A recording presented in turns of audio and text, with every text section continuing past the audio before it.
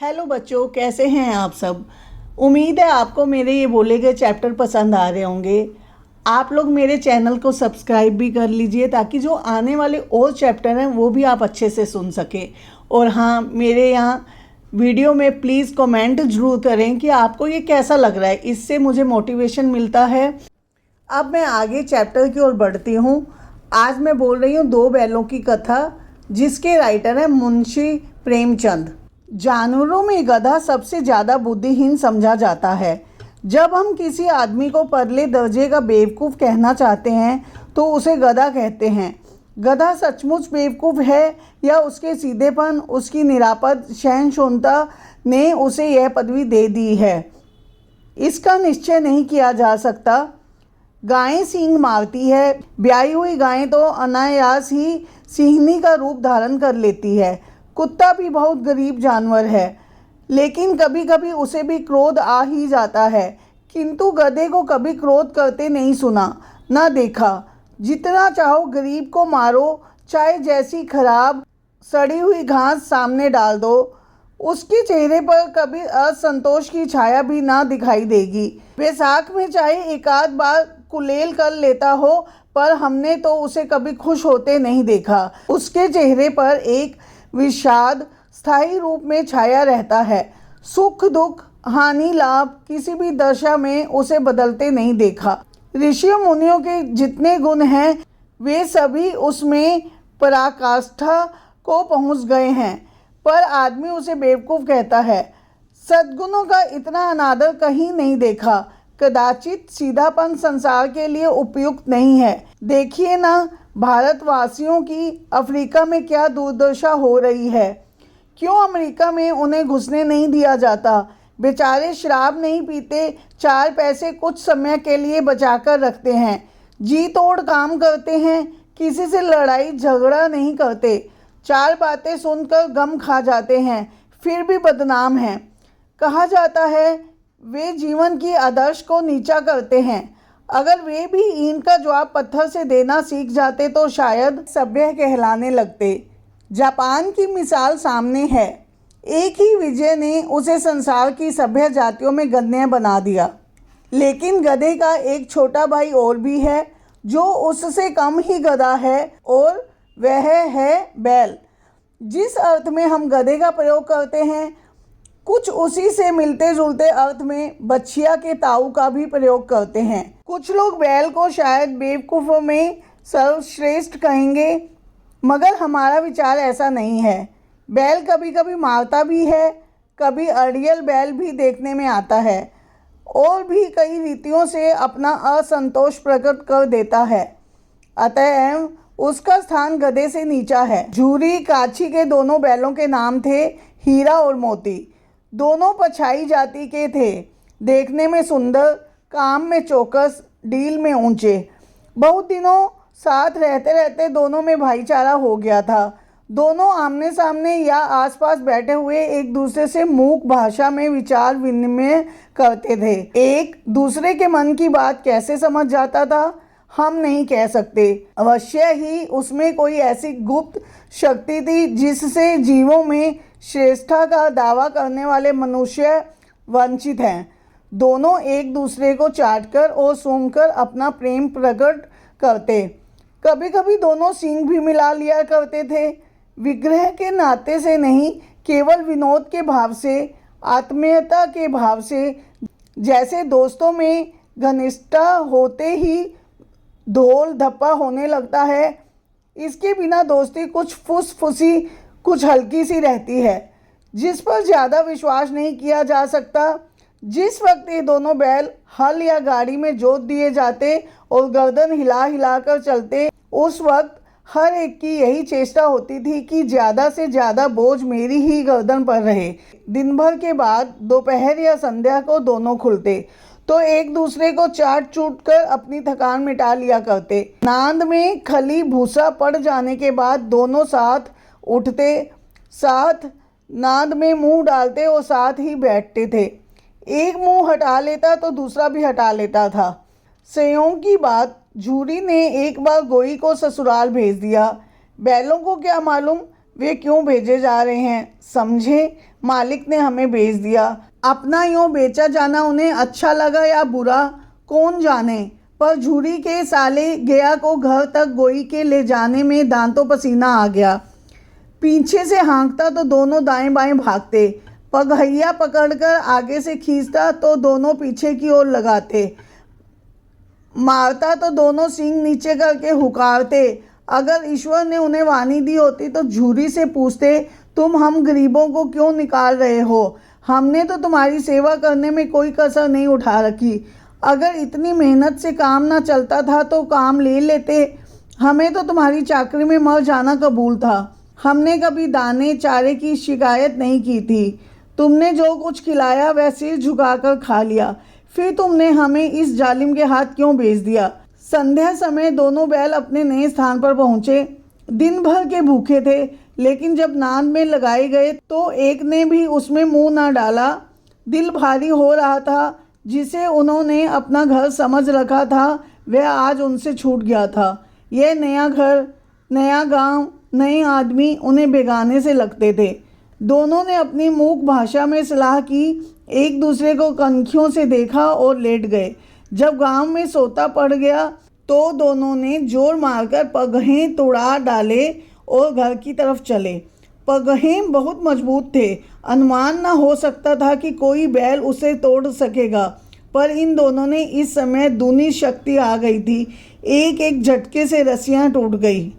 झूरी प्रातःकाल सोकर उठा तो देखा कि दोनों बैल चरनी पर खड़े हैं। दोनों की गर्दनों में आधा आधा गराब लटक रहा है। घुटने तक पांव कीचड़ से भरे हैं और दोनों की आंखों में विद्रोह में स्नेह झलक रहा है। झूरी बैलों को देखकर स्नेह से गदगद हो गया, दौड़कर उन्हें गले लगा लिया। प्रेमालिंगन और चुंबन का यह दृश्य बड़ा ही मनोहर था। घर और गांव के लड़के जमा हो गए और तालियां बजा बजाकर उनका स्वागत करने लगे। गांव के इतिहास में यह घटना अभूतपूर्व न होने पर भी महत्वपूर्ण थी। बाल सभा ने निश्चय किया, दोनों पशु वीरों को अभिनंदन पत्र देना चाहिए। कोई अपने घर से रोटियां लाया, कोई गुड़, कोई चोकर और कोई भूसी। एक बालक ने कहा, ऐसे बैल किसी के पास ना होंगे। दूसरे ने समर्थन किया, इतनी दूर से दोनों अकेले चले आए। तीसरा बोला, बैल नहीं हैं वे, इस जन्म के आदमी हैं। इसका प्रतिवाद करने का किसी को साहस ना हुआ। झूरी की स्त्री ने बैलों को द्वार पर देखा तो जल उठी, बोली, कैसे नमक हराम बैल हैं कि एक दिन वहाँ काम न किया गया, भाग खड़े हुए। झूरी अपने बैलों पर यह आक्षेप ना सुन सका। नमक हराम क्यों हैं? चारा दाना न दिया होगा तो क्या करते?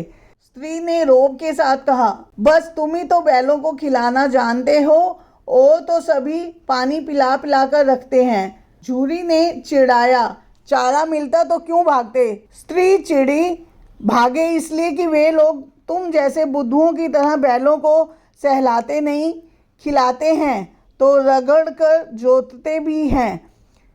ये दोनों ठहरे कामचोर भाग निकले। अब देखो कहाँ से खली और चोकर मिलता है। सूखे भूसे के सिवा कुछ ना दूंगी, खाएं चाहे मरें। वही हुआ। मजूर को कड़ी ताकीद कर दी गई कि बैलों को खाली सूखा भूसा दिया जाए। बैलों ने नांद में मुंह डाला तो फीका फीका, ना कोई चिकनाहट ना कोई रस। क्या खाएं? आशा भरी आंखों से द्वार की ओर ताकने लगे। झूरी ने मजबूर से कहा, थोड़ी सी खली क्यों नहीं डाल देता बे? मालकिन मुझे मार ही डालेगी। चुरा कर डाला। ना दादा, पीछे से तुम भी उन्हीं की सी ही कहोगे। दूसरे दिन झूरी का साला फिर आया और बैलों को ले चला। अब की उसने दोनों को गाड़ी में जोता। 2-4 बार मोती ने गाड़ी को सड़क की खाई में गिराना चाहा, पर हीरा ने संभाल लिया। वह ज़्यादा सहनशील था। संध्या समय घर पहुंचकर उसने दोनों को मोटी रस्सियों से बांधा और कल की श्राद्ध का मजा चखाया। फिर वही सूखा भूसा डाल दिया। अपने दोनों बैलों को खली चुनी, सब कुछ दी। दोनों बैलों का ऐसा अपमान कभी ना हुआ था। झूरी उन्हें फूल की छड़ी से भी ना छूता। उसकी टिटकार पर दोनों उड़ने लगते थे। यहाँ मार पड़ी। आहत सम्मान की व्यथा तो थी ही, पर उस पर मिला सूखा भूसा। नाद की तरफ आंखें तक न उठाई। दूसरे दिन गया ने बैलों को हल में जोता, पर इन दोनों ने जैसे पाँव न उठाने की कसम खा ली थी। वह मारते मारते थक गया, पर दोनों ने पाँव न उठाया। एक बार जब उस निर्दयी ने हीरा की नाक पर खूब डंडे जमाए तो मोती का गुस्सा काबू के बाहर हो गया। हल लेकर भागा। हल, रस्सी, जुआ, जोत सब टूट टाट कर बराबर हो गए। गले में बड़ी बड़ी रस्सियां ना होती तो दोनों पकड़ाई में ना आते। हीरा ने मूक भाषा में कहा, भागना व्यर्थ है। मोती ने उत्तर दिया, तुम्हारी तो इसने जान ही ले ली थी, अब की बार मार पड़ेगी।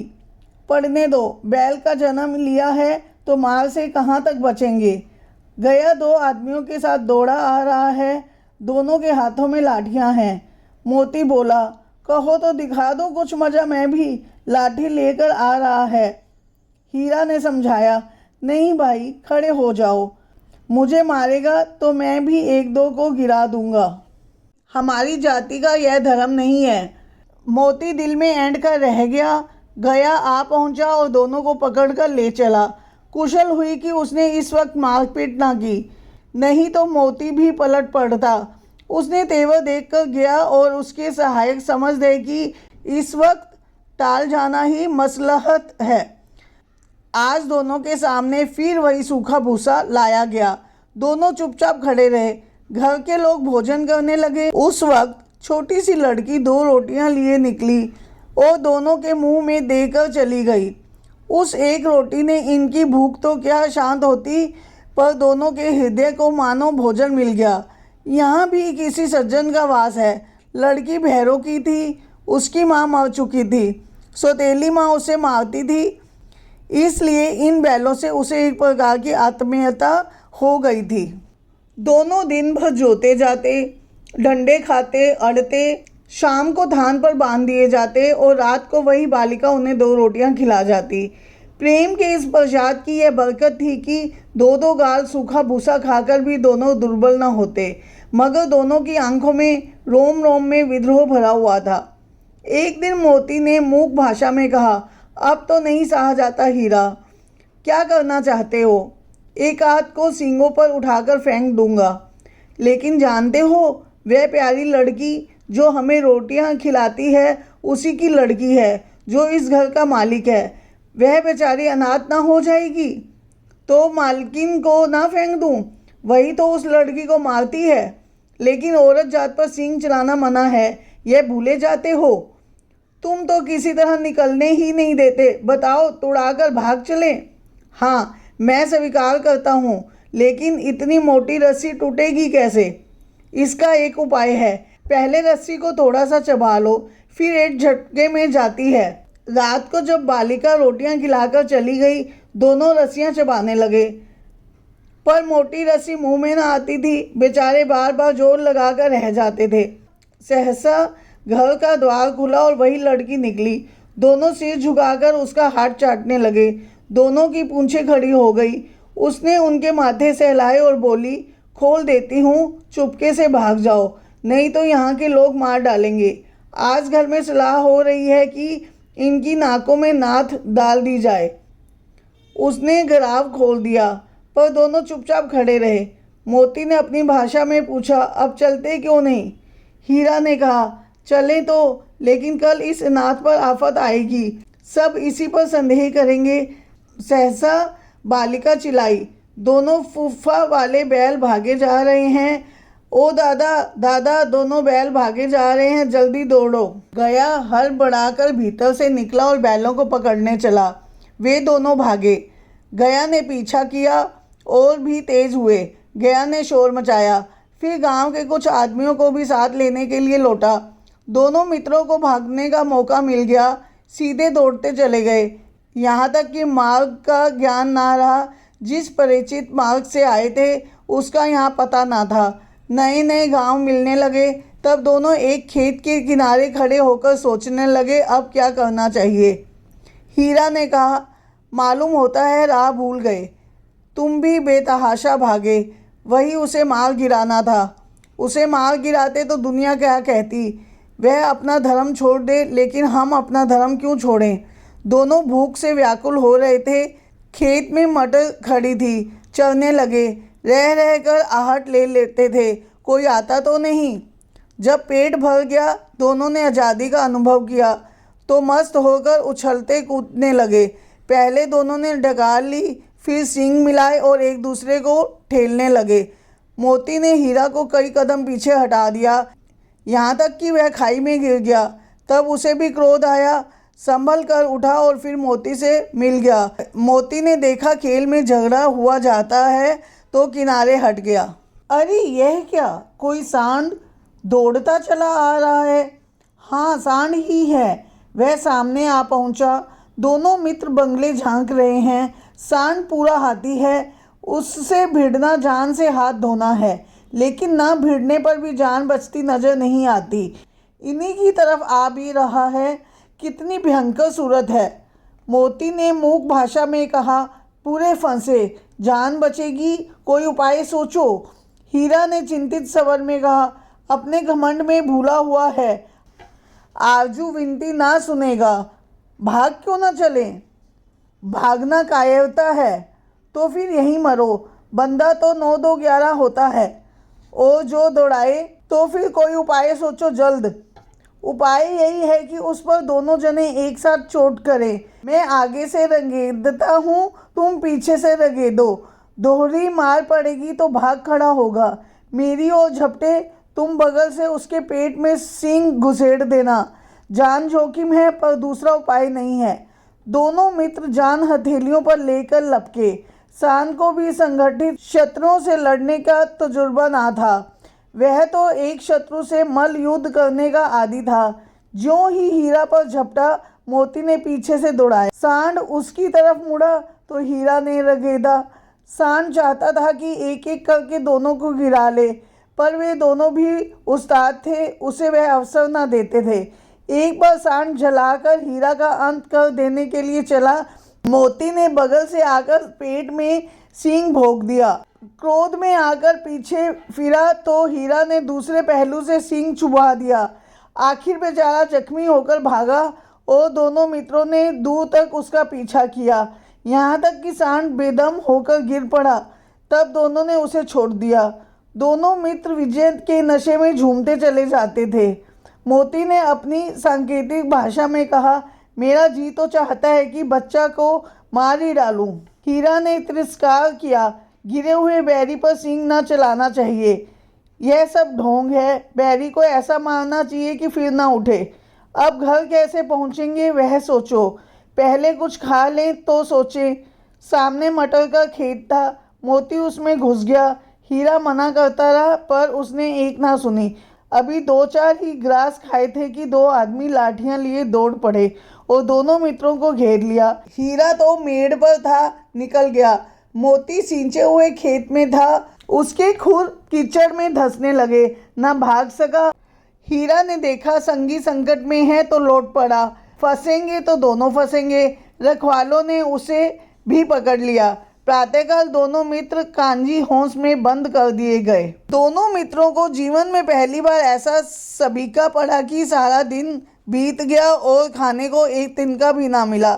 समझ ही नहीं आता था वह कैसा स्वामी है। इससे तो गया फिर भी अच्छा था। यहाँ कई भैंसें थी, कई बकरियाँ, कई घोड़े और कई गधे, पर किसी के सामने चारा ना था। सब जमीन पर मुर्दों की तरह पड़े थे। कई तो इतने कमज़ोर हो गए थे कि खड़े भी ना हो सकते थे।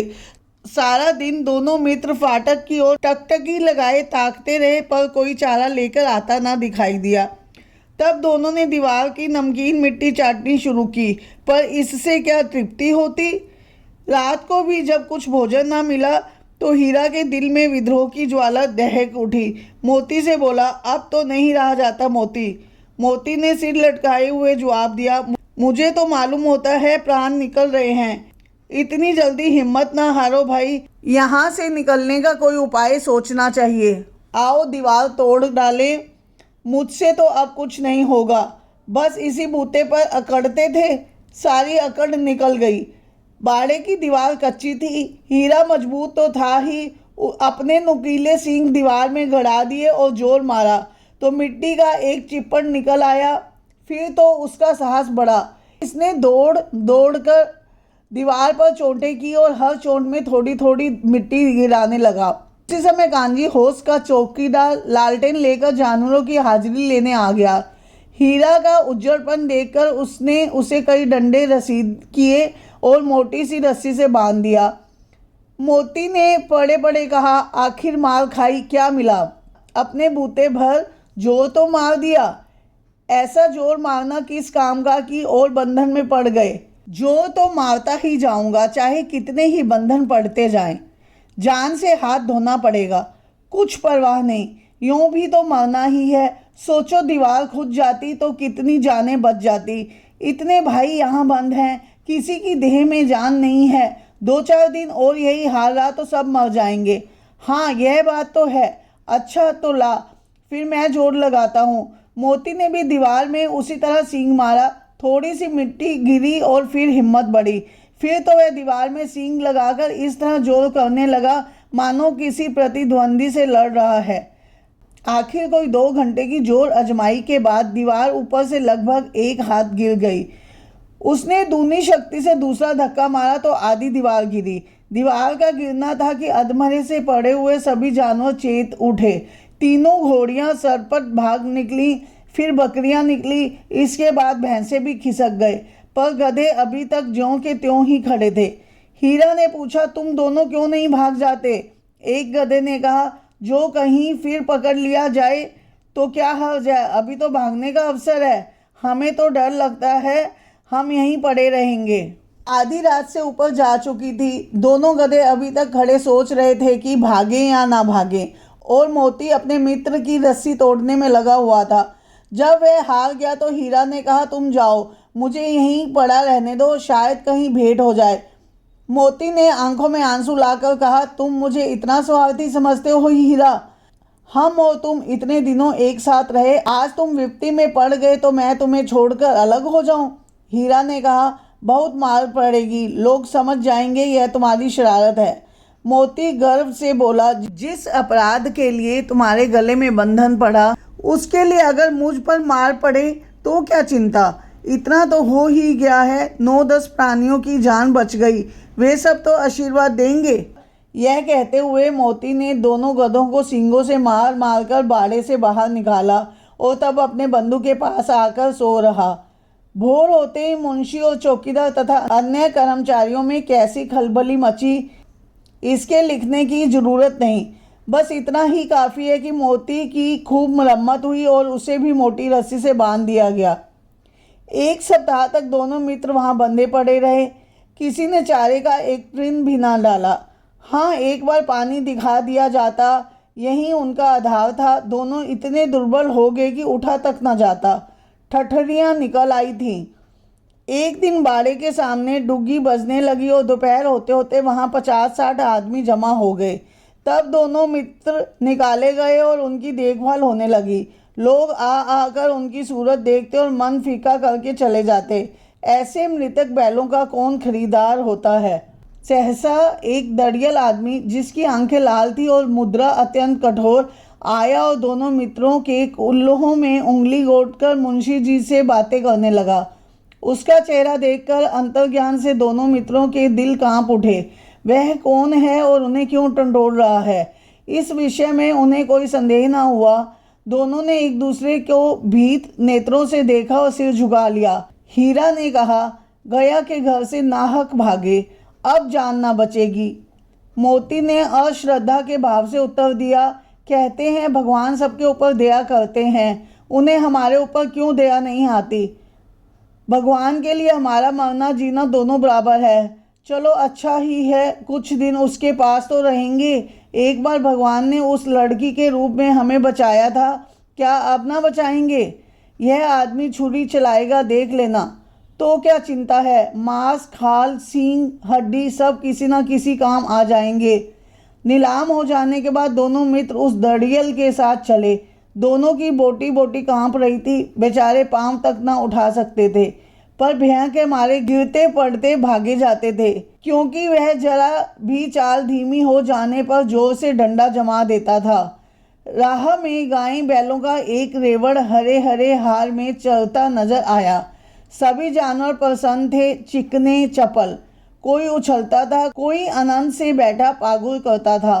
कितना सुखी जीवन था इनका, पर कितने स्वार्थी हैं सब। किसी को चिंता ही नहीं कि उनके दो भाई बंदिक के हाथ पड़े कैसे दुखी हैं। सहसा दोनों को ऐसा मालूम हुआ कि यह परिचित राह है। हाँ, इसी रास्ते से गया उन्हें ले गया था। वही खेत, वही बाग, वही गांव मिलने लगे। प्रति क्षण उनकी चाल तेज होने लगी। सारी थकान, सारी दुर्लभता गायब हो गई। आह, यह लो, अपना ही हार आ गया। इसी कुएं पर हम पूछ चलाए आया करते थे, यही कुआं है। मोती ने कहा, हमारा घर नगीच आ गया। हीरा बोला, भगवान की दया है। मैं तो अब घर भागता हूँ। यह जाने देगा, इसे मैं मार गिराता हूँ। नहीं नहीं, दौड़कर थान पर चलो, वहाँ से हम आगे ना जाएंगे।